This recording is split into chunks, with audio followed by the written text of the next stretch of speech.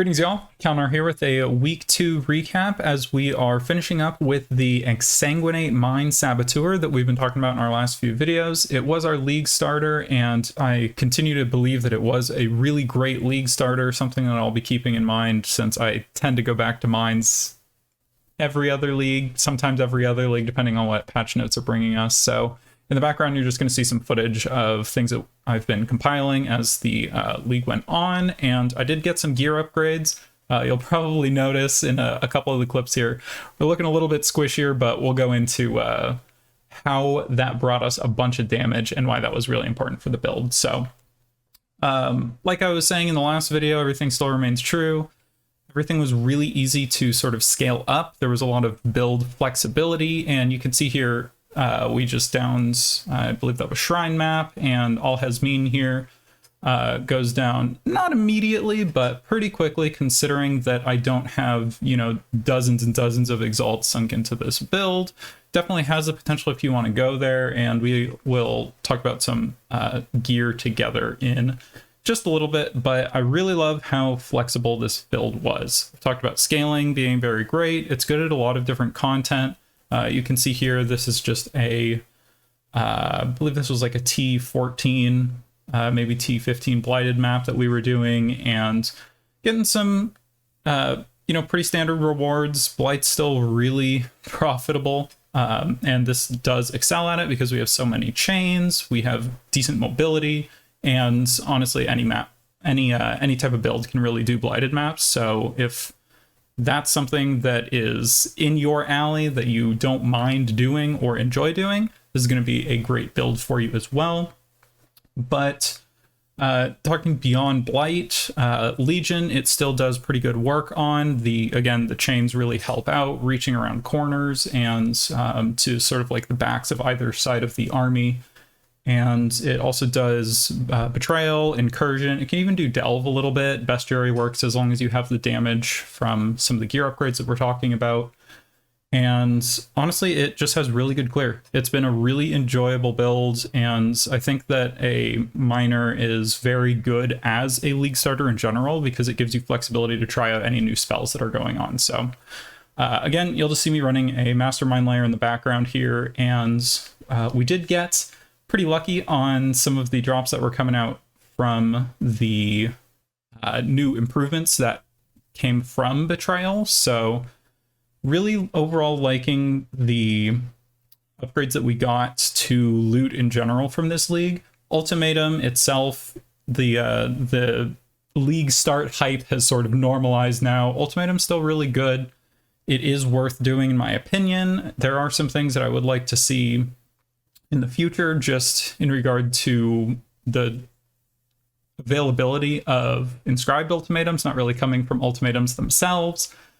Just some odd things like that. But overall, still really enjoying the mechanic. And the next character that we're going to be going for, which we'll talk about at the end of this video, is going to be focusing on mobility and just really crushing those a bit better, so that we can really just chew through some of the inscribed ultimatums that we've been stocking up. So you'll see here we did get lucky with the Cinder Swallow here, but honestly just really liking the overhaul to Betrayals in general. We're getting, you know, multiple winged scarabs from our safe house runs now, and I think that is a really needed breath of air into the Betrayal mechanic, where it's not just running the same, you know, two wings over and over and over. We're actually getting a variety of loot from them now, so it is quite nice and something that I enjoy in general. But jumping into the character itself, so we've been talking about the upgrades that we did, so you'll notice that I do have a bit less life and a little bit less defensiveness, and the reason that we did this is going for cold iron points. So with both of our cold iron points here, as well as our chest piece, so we got a Skin of the Loyal, and this is a +2 to socketed duration gems. So the reason that I went for this as opposed to something some other type of modifier, just because it is cheaper, and Exsanguinate does have the duration tag on it, so we kind of lucked out there. And what this is giving us is +9 to our Exsanguinate, pumping it up to level 30. So this is huge for spells. +9 is really, really ramping up our damage.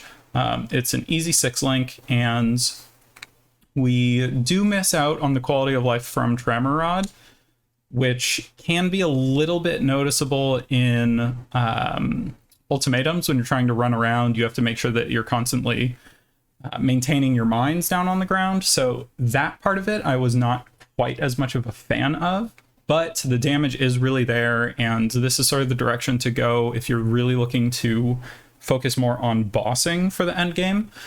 The other upgrades that you can go for, we have like a multi and spell damage amulet here, but you could go something like +1 fizz or +1 strength gems.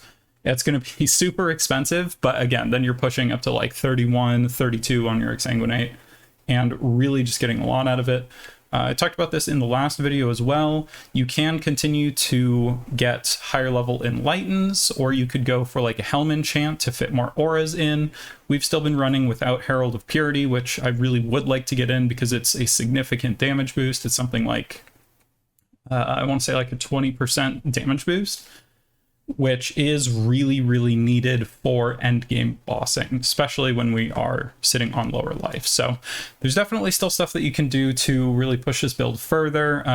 You know, we talked about cluster jewels as well in some of the comments on the last video, which if you guys haven't been commenting or checking down the comments, I'm very active down there, and I've had some great discussions with all of you. So thank you for the questions, and feel free to keep them coming. But we definitely can get some better jewels here, and like we were talking about in the comments, messing around with cluster jewels is certainly an option for really pushing your aura effectiveness, your curse effectiveness, as well as just some physical damage and things like that. Can also help with life if you're going for like the small cluster jewels there. But beyond that, we are wrapping up on the Exsanguinate Miner. So, new goals. It's pushing into third week of the league, and I'm looking for a new character. So I'm going to be messing with a bow raider. So there was a bit of a video and some recent discussion about reverse chill. And I was checking that out. I had already kind of wanted to check out Raider because I haven't played one in a while. Kind of thinking that bows have good mobility and clear, so I was kind of leaning that direction anyway. But seeing the stuff with reverse chill, which if you have not seen it, there's a unique called Winter Weave that reverses the effect of chill on you. And with Malagaro's Restraint, you can reflect shocks back to yourself. And with Cold Conduction, you can shock off of your chills. So then if you tie that with an Impulsa, I know this is like a 6-step process, but you're then unaffected by shock. So what that leaves you is you are shocked, but unaffected by it. You are chilled, but that action speed reduction is now an action speed increase. So this is like total speed for your character. So it's like onslaught plus. We're talking mine throwing speed if you were to use it on like a mine character. Cast speed, attack speed, movement speed, everything you do is faster. That's what action speed is. So this is like a final more multiplier on every speed related thing for your character. So what that means is by combining some of the things that we have here, we're just going to be moving super fast, attacking super fast, and on a raider, that is the current plan. There's something that you could say for like Deadeye, but I think that Raider is going to be our better option, even though we miss out on some of the ailment immune stuff, but that obviously would break our build. So that is what we're going to be going for next, and I'm going to be leveling that up as we are continuing through the week here. So if you're interested in checking that out, you can tune into the stream, as I'll be doing that on and off. Might catch me after this video goes live, streaming for just a little bit, but it's cruising to the end of the night here, so it might not be too long of a stream.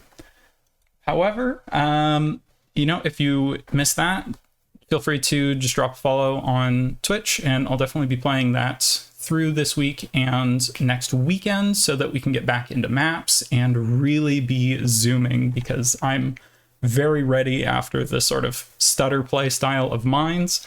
My usual progression is play mines, play something super, super fast, and that's what we're kind of aiming for here. That's going to do it for this one.